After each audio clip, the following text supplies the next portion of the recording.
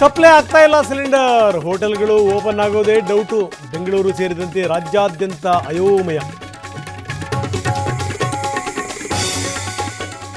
ಬೆಂಗಳೂರಿನ ಪ್ರಸಿದ್ಧ ದೇವಸ್ಥಾನಕ್ಕೂ ಯುದ್ಧದ ಎಫೆಕ್ಟ್. ಸಿಲಿಂಡರ್ ಸಿಗದೆ ಅನ್ನಪ್ರಸಾದಕ್ಕೆ ಬ್ರೇಕ್. ಬನಶಂಕರಿ ಭಕ್ತರಿಗೆ ಶಾಕ್. ಏಜೆನ್ಸಿಗಳ ಬಳಿ ಸಾಲುಗಟ್ಟಿ ನಿಂತ ಜನ. ಸಿಲಿಂಡರ್ ಬೇಕು ಅಂತ ಗ್ರಾಹಕರ ಒತ್ತಾಯ.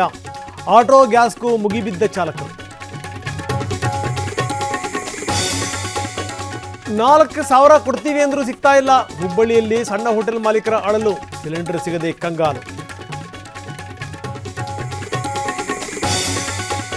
ವಾಹನ ಸಮೇತ ಸಿಲಿಂಡರ್ಗಳ ಕಳವು. ಶಾಸಕರಿಗೆ ಸೇರಿದ ಗೋಡೌನ್ ಕೂಡ ಲೂಟಿ.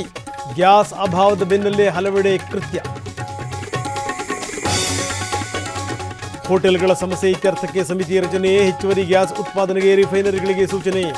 ಪರಿಸ್ಥಿತಿ ಸುಧಾರಿಸಲು ಕೇಂದ್ರದ ಶತ ಪ್ರಯತ್ನ. ವಿಮಾನಯಾನಕ್ಕೂ ಯುದ್ಧದ ಹೊಡೆತ.